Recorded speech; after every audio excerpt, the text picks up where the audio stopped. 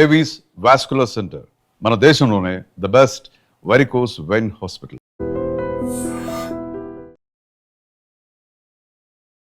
నమస్తే, welcome to I dream.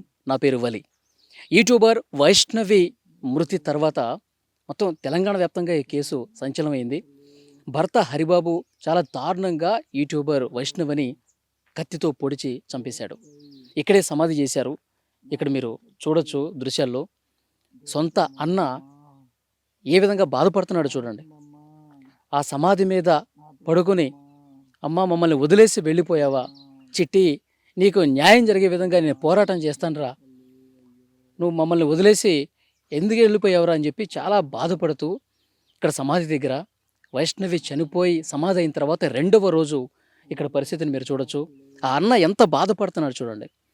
చిట్టి తల్లి, మమ్మల్ని వదిలేసి వెళ్ళిపోయావా, వాణ్ణి వదిలిపెట్టను, ఎక్కడున్నా సరే వెంటాడతాను వాణ్ణి అంటూ అక్కడ ఆ సమాధి మీదే పడుకొని ఎంత బాధకు గురవుతూ ఉన్నాడో చూడండి ఒక్కసారి. సమాధి దగ్గర అన్నలందరూ వస్తూ ఉన్నారు. రెండో రోజు, మూడో రోజు మేము ప్రతిరోజు ఇక్కడికి వస్తాం, ఇంత ఎండ కొడుతుంది, ఈ ఎండలో కూడా లోపల నా చిట్టి తల్లి ఎండకు అసలు ఏ విధంగా తట్టుకుంటుంది అని ఆ అన్న మాట్లాడుతుంటే నిజంగా కళ్ళెంబట నీళ్ళు వస్తున్నాయి. ఒక పరదా లాంటిది, ఒక దుప్పట్ లాంటిది తీసుకొచ్చి దీని మీద కప్పాలి, ఇంత ఎండ కొడుతుంది, లోపల నా చిట్టి తల్లికి ఎంత వేడి ఉంటుంది అని చెప్పి చాలా బాధతో అతను మాట్లాడుతున్నటువంటి పరిస్థితుంది. కానీ వైష్ణవిని నమ్మించి మోసం చేసి ప్రేమగా చూసుకుంటానని చెప్పి అర్ధరాత్రి దాటిన తర్వాత కత్తితో పొడిచి చంపేంతటువంటి పరిస్థితి వచ్చిందంటే వాడు ఎలాంటి నరరూప రాక్షసుడో, వాడిని చాలా అంటే చాలా కఠినంగా శిక్షించాలి. పోలీసులు ఏం చేస్తారో మాకు తెలియదు, మాకు అసలు న్యాయం జరుగుతుందా అన్న భయం కూడా వాళ్ళు వ్యక్తం చేస్తున్నటువంటి పరిస్థితి చూడండి. ఆ అన్న, సొంత అన్న వైష్ణవి సమాధి మీద పడుకొని ఎంత విలపిస్తున్నాడు చూడండి, ఎంత ఆవేదన వ్యక్తం చేస్తున్నాడు చూడండి. నిజంగా పగోడికి కూడా ఈ కష్టం రాకూడదు అంటూ నిజంగా చెల్లెల్ని అభిమానించే ప్రతి అన్న గుండె కూడా బరువెక్కుతున్నటువంటి దృశ్యం. మొత్తం 13 నుంచి 16 మంది అన్నలు ఉన్నారండి. ఆ కుటుంబం మొత్తం వారసత్వంలో 16 మంది వరకు అన్నలుంటే ఆ అన్నలందరికీ కూడా ఒకే ఒక్క చిట్టి తల్లి వైష్ణవి.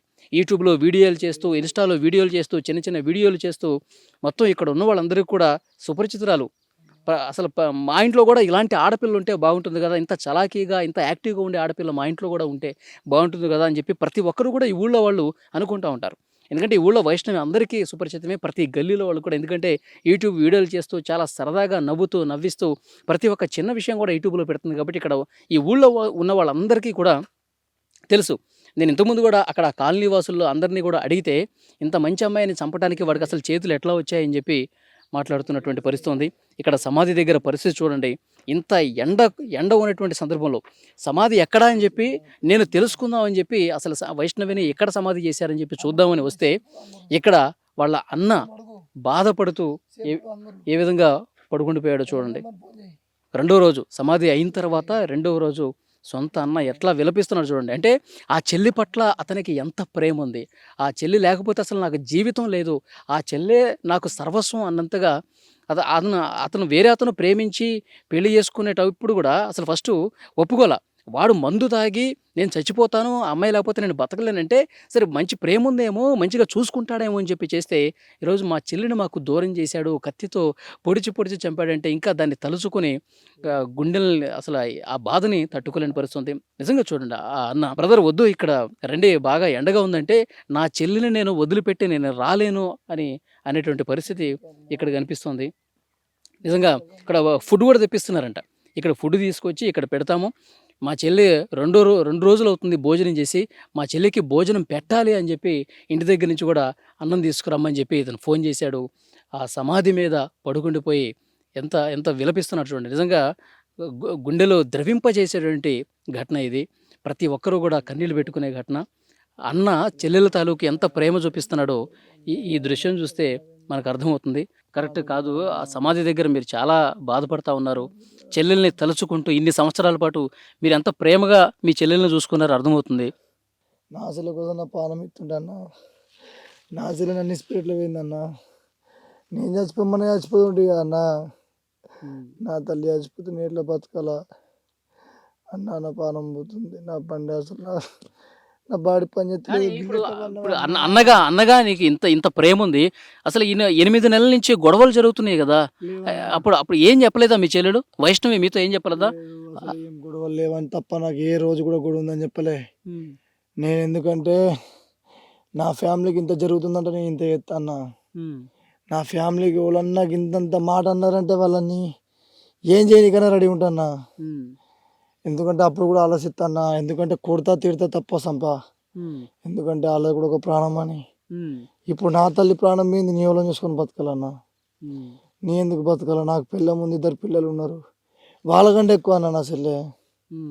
అన్న ఫోన్ చేసి చెల్లె ప్రాణం పోయిందంటే 150, 160, 170 స్పీడు కేవలం స్విఫ్ట్ డిజైర్ దాన్ని కొట్టి 750 కిలోమీటర్లు 9 గంటలలో 8 గంటలలో వచ్చినన్న. అయ్యో నా చెల్లె కోసం వస్తా, నా చెల్లె నా కోసం వస్తలే అన్న. అప్పుడు ఈ విషయం తెలిసినప్పుడు ఎక్కడున్నా? వైజాగ్లో ఉన్నాను.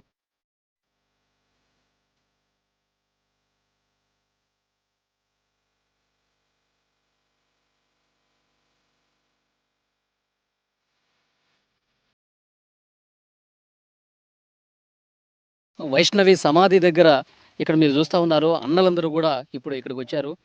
2 రోజులు అవుతుంది వైష్ణవి భోజనం చేసి. వైష్ణవికి ఇష్టమైనటువంటి బిర్యానీ తీసుకొచ్చాము. వైష్ణవి రోటీ తీసుకొచ్చాము, బిర్యానీ తీసుకొచ్చాము. ఆమెకి మంది అంటే కూడా ఇష్టం, అది కూడా తీసుకొస్తున్నాం. అమ్మా లే అమ్మా, ఒక్కసారి లేచి తినమ్మా, నీకు ఇష్టమైనటువంటి ఫుడ్ తీసుకొచ్చామని చెప్పి 2 రోజుల నుంచి నా చెల్లి వైష్ణవి అసలు భోజనం చేయట్లేదు, నా చెల్లి అసలు తినకుండా ఎలా ఉంటుందని చెప్పి చాలా బాధతో ఇక్కడ అన్నలందరూ కూడా వచ్చి వైష్ణవికి భోజనం పెడుతున్నటువంటి పరిస్థితి ఇక్కడ మనం క్లియర్గా చూడొచ్చు. 2వ రోజు సమాధి దగ్గర అన్నలందరూ వచ్చి నా నా చెల్లికి ఎంతో ఇష్టం. నా చెల్లి ఎప్పుడైనా సరే ఏదన్నా ఆకలేస్తుంది, నాకు బిర్యానీ కావాలంటే పరుగున వెళ్ళి బిర్యానీ తీసుకొచ్చినటువంటి అన్నలు ఈరోజు తను లేకపోయేసరికి తను అసలు ఏం తింటుంది, తనకి ఇష్టమైనటువంటి ఫుడ్ అసలు ఏముంది, అసలు ఎలా లోపల సమాధిలో ఉండగలుగుతుంది.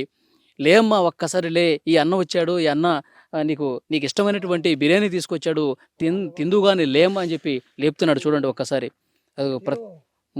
ముద్ద కలిపి వైష్ణవికి తినిపిస్తా ఉన్నాడు. చూడండి నిజంగా అన్నలు ఎంత ప్రేమ పెంచుకున్నారో ఆ చిట్టి చెల్లెల పట్ల. సమాధిలో ఉన్నటువంటి వైష్ణవిని లేపుతూ తను ఇంకా రాదు అని తెలిసినా కూడా ఇంకా ఆ అన్నలు ఎంత బాధకు గురవుతున్నారు, ఎంత ఆవేదనకు గురవుతున్నారు. తినమ్మా, నీకోసం బిర్యానీ తీసుకొచ్చాను తినమ్మా అంటూ చాలా బాధ కలుగుతున్నటువంటి దృశ్యం ఇది. ఎండలోనే ఉంటూ వాళ్ళు చాలా బాధ వ్యక్తం చేస్తూ అన్నలందరూ కూడా మొత్తం వైష్ణవికి 15 మంది వరకు అన్నలే ఉన్నారండి. ఒకే ఒక్క ఆడపిల్ల చిట్టి చెల్లెలు, బంగారు చెల్లెలుగా అన్నలందరూ కూడా ప్రేమించారు ఆ చెల్లెల్ని. కానీ ఇక్కడ ఆ దుర్మార్గుడు ఇంత చంపేసి, కత్తితో పొడిచి చంపేసి మా చెల్లెల్ని మాకు కాకుండా చేశాడు అంటూ వాళ్ళందరూ కూడా చాలా బాధపడుతున్నారు. అమ్మ తినమ్మా అంటూ ముద్ద కలిపి నీకు ఇష్టమైనటువంటి బిర్యానీ తీసుకొచ్చానమ్మా అంటూ వాళ్ళందరూ తినిపిస్తున్నారు. చూడండి. And for more videos, Please subscribe to iDream. Please subscribe to iDream. Please subscribe iDream. And please subscribe to iDream. For more videos, subscribe to iDream. please like, share and subscribe to the channel. Congratulations, iDream. Subscribe to iDream. Subscribe to iDream. So subscribe to iDream Media. iDream team అందరికి huge congratulations. Please subscribe iDream Media. Please subscribe to iDream. Subscribe iDream. Please subscribe to iDream. iDream అంటే నా కళల ఛానల్ను subscribe చేసుకున్న నోరు తిరుగుతలేదు, మీరైతే గంట గుర్తు కొట్టండి. For more such videos, please subscribe to iDream. Subscribe to iDream. Please subscribe to iDream. Please subscribe iDream Media. Please do subscribe to iDream. Please subscribe to iDream Media. For best entertainment and information, please subscribe iDream. And don't forget to subscribe to iDream.